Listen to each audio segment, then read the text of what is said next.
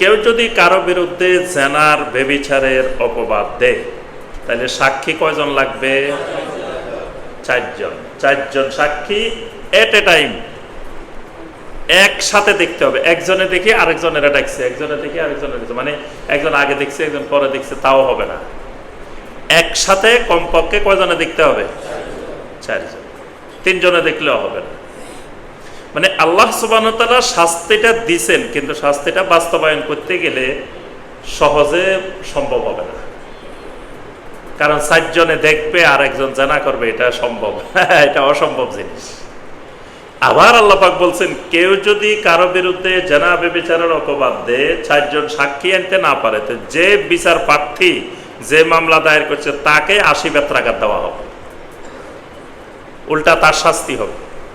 কিন্তু আমি যদি দেখি আমার স্ত্রী কারো সাথে জেনা করতেছে, আমি দেখলাম, তো দেখার পরে এখন সাক্ষী তো আর কেউ নাই, আমি দেখছি ধরেন, আর তিনজন আনতে আনতে তো আর 80 তারা দেখেই নেই, আরো তিনজনের ডাকলাম, ভাই দেখে যাও আমার স্ত্রী জানা করে, তো তিনজন আসতে আসতে এরা পালাই গেছে।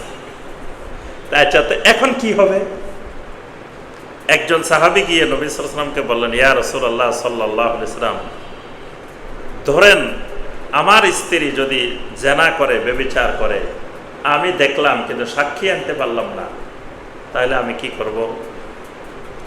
তখন আল্লাহ রাব্বুল আলামিন এই 6 নম্বর আয়াত থেকে এখানে শরঈ একটি গুরুত্বপূর্ণ বিধান নাজিল করলেন।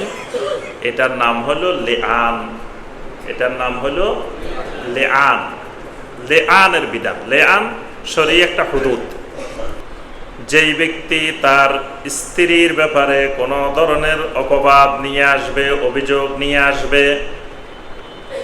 স্ত্রীর জেনার ব্যাপারে যদি কোনো অভিযোগ নিয়ে আসে, ওয়ালাম ইয়াকুল লাহুম শুহাদাউ ইল্লা আনফুসুহুম, সেই নিজে ছাড়া আর কোনো সাক্ষী আনতে পারে নাই, সাক্ষী সে নিজেই দেখছে, আর এর বাহিরে কোনো সাক্ষী নাই, তাহলে সেই একজনে 7 জন, একজনে কি?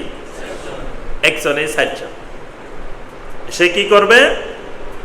সে 4 বার আল্লাহর নামে কসম করে করে বলবে যে আল্লাহর কসম, আমি সরাসরি দেখেছি সে জানা করছে অমুকের সাথে, আল্লাহর কসম আমি সরাসরি দেখছি, আমি এ ব্যাপারে সত্যবাদী। এভাবে সে 4 বার কসম করবে।